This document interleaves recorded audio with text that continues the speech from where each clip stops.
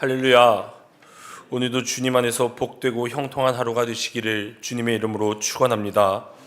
오늘 말씀의 제목은 참된 제자가 되십시다입니다. 마태복음 10장은 예수님이 12제자를 부르시고 그들에게 또 사명을 주시고 하나님의 나라의 전파를 위해 그 정신에 대해 가르치시는 내용입니다. 제자로서의 삶과 사명을 이야기하며 그 과정 가운데 어려움과 고난과 그 속에서 일어나는 하나님의 축복에 대해서도 말씀해 주고 계십니다. 오늘 말씀은 5부문으로 나눌 수 있는데 먼저 1절부터 4절 12제자의 소명입니다. 그리고 5절부터 15절 전도의 명령과 가르침입니다. 16절부터 33절 핍박과 고난에 대한 예언입니다. 34절과 39절 예수님을 따르는 삶의 대가입니다. 40절부터 42절 예수님을 영접하는 자의 축복입니다. 오늘 우리에게 주신 마태복음 10장의 말씀을 통하여 하나님이 우리에게 주시는 영적인 교훈을 얻고 함께 기도의 제목을 삼고자 합니다. 첫 번째, 무리가 아닌 제자가 되시기를 바랍니다. 무리가 아닌 제자가 되시기를 바랍니다. 오늘 말씀에서 예수님께서 12제자를 불러주십니다. 예수님 곁에는 언제나 많은 사람들이 함께하고 있었습니다. 성경을 보면은 많게는 수만 명에 이르기까지 사람들이 모였습니다. 보통 우리들이 관심 갖는 것은 예수님 곁에 얼마나 많은 사람들이 모였는가에 대해서 관심을 두지만 예수님은 언제나 그 사람들을 무리 또는 제자로 나누었음을 우리는 알아야만 합니다. 다시 말해 예수님을 따르는 무리가 있었고 또 예수님이 불러주신 제자들이 있었다라는 것을 우리는 알아야만 합니다. 이 자리에 모인 우리들도 어떤 이들은 무리에 속하신 분들도 있으며 또 어떤 사람들은 제자에 속한 분들도 계실 것입니다. 누가 무리인지 누가 제자인지 오직 예수님만이 알고 계십니다. 오늘을 살아가는 우리들도 마찬가지입니다. 이 자리에 있는 우리 모두가 다 제자로서의 삶을 살아갈 수도 있고 또는 무리에 불과한 사람으로 남을 수도 있습니다. 사랑하는 성도 여러분, 간절히 바라기는 예수님을 따르는 무리에 드는 것이 아닌 예수님의 참된 제자로서의 삶을 살아가게 되시기를 주님의 이름으로 축원합니다. 오늘 말씀에서 제자가 된 그들도 처음에는 그저 무리였습니다. 그러나 그들 가운데에 12명이 주님의 부르심을 받아 오늘 말씀에서 제자가 된 것을 알 수 있습니다.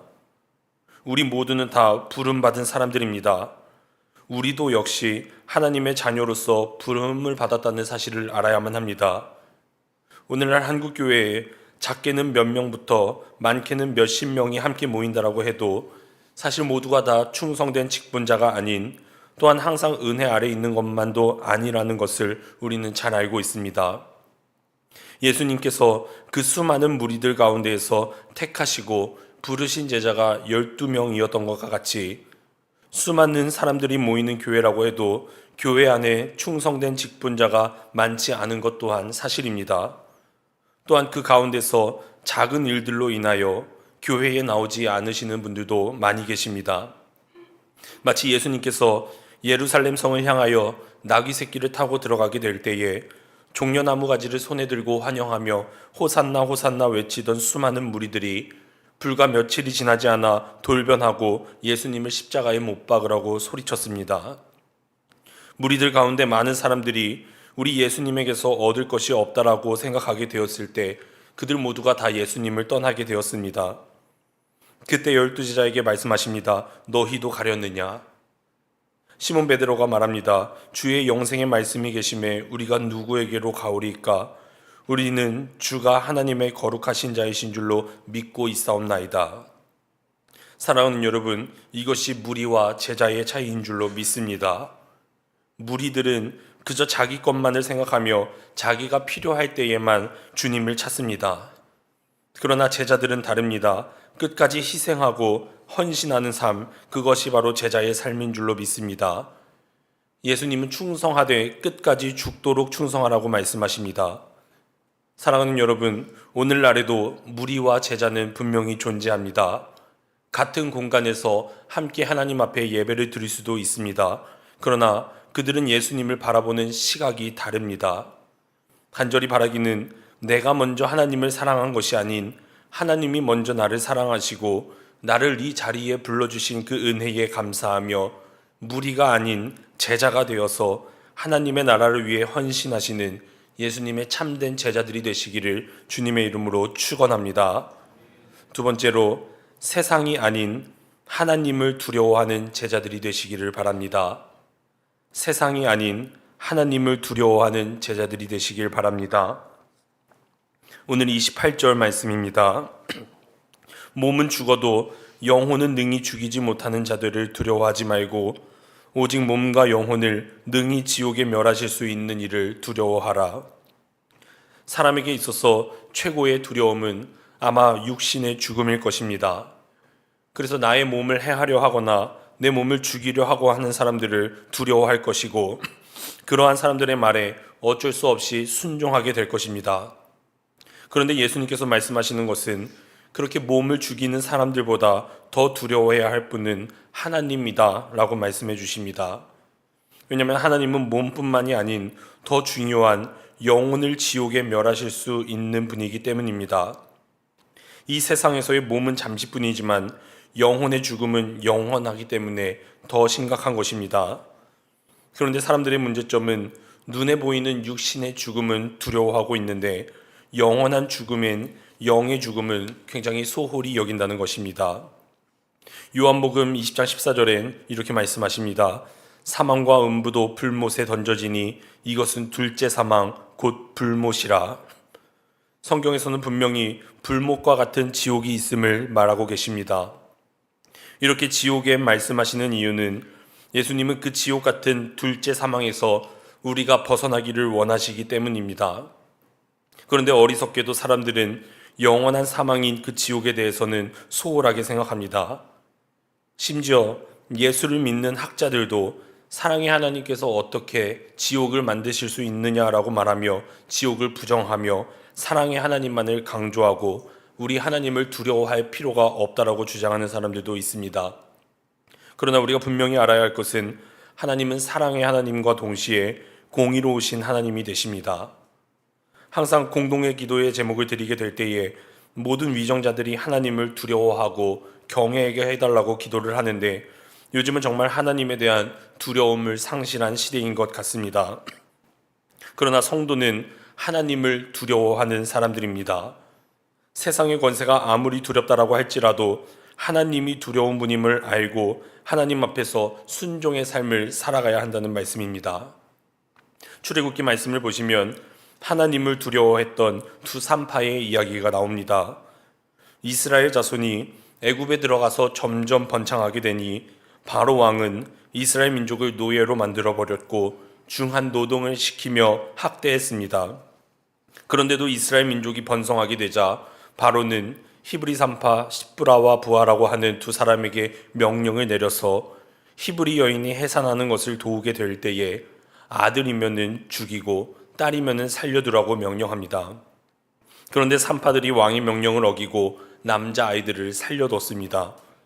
출애굽기 1장 17절에 그 이유에 대해 이렇게 말합니다. 산파들이 하나님을 두려워하여 애굽 왕의 명령을 어기고 남자 아기들은 살린지라. 당시 두 산파에게 있어서 애굽의 바로 왕은 자신들을 죽일 수 있는 절대적인 권력자였습니다. 그런데 두 산파가 바로 왕보다 더 두려워한 존재가 있었는데 그것은 바로 하나님이었습니다. 육체뿐만이 아닌 영혼도 지옥에 보내실 수 있는 분이기 때문에 하나님을 두려워했습니다. 그들은 세상 왕보다 하나님을 가장 두려워했기 때문에 다른 두려움 앞에서는 담대할 수 있었던 것입니다. 그래서 21절 하나님을 두려워한 그들은 이러한 축복을 받습니다. 그 산파들은 하나님을 경외하였으므로 하나님이 그들의 집안을 흥왕하게 하신지라. 우리가 하나님을 가장 두려워하게 될 때에 세상의 두려움은 우리에게 큰 문제가 되지 않을 것입니다. 우리가 가장 두려워할 분은 우리의 몸과 영혼을 지옥에 멸하실 수 있는 하나님 뿐이십니다. 그러므로 온전히 하나님만을 두려워하시고 그분의 말씀만을 전심으로 따르는 그러한 삶을 살아가게 되시기를 주님의 이름으로 축원합니다. 세 번째, 고난을 두려워하지 않는 제자들이 되시기를 바랍니다. 고난을 두려워하지 않는 제자들이 되시기를 바랍니다. 오늘 38절, 39절 말씀에서는 제자들에게 사명을 감당하기에 있어 혹독한 고난의 과정이 있을 것이라고 말씀합니다. 예수님을 따르는 삶의 대가가 있을 것이다라고 말합니다. 예수님께서 예루살렘으로 올라가시는 마지막 길에서 제자들에게 하신 중요한 말씀이 있습니다. 마태복음 20장 28절입니다. 인자가 온 것은 섬김을 받으려 함이 아니라 도리어 섬기려 하고 자기 목숨을 많은 사람의 대속물로 주려 함이니라. 예수님이 이 땅에 오신 목적은 섬김과 나눔이라고 말씀해 주셨습니다. 이것을 위해 하나님께서는 예수님을 세상에 보내주셨고 또한 제자들을 보내셨다라는 말씀입니다.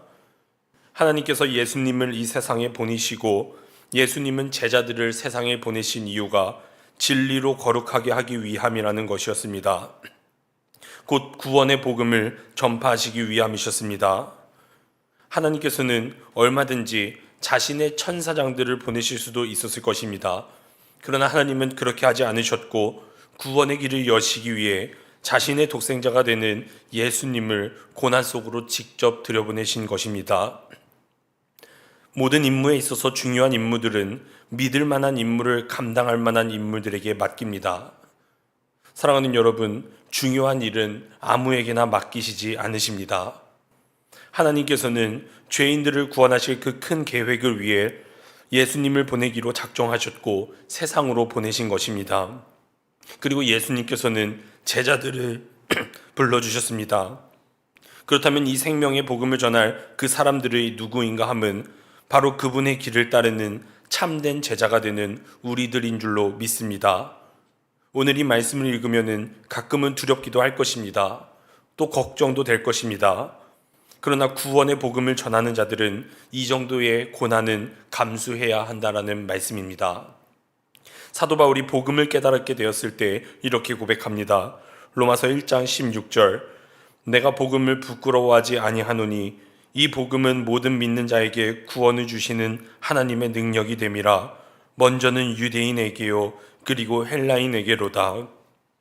사랑하는 여러분, 고난을 두려워하기 전에 복음의 소중함을 아는 것이 더 중요합니다. 복음이라는 것은 쉽게 전해지지 않습니다.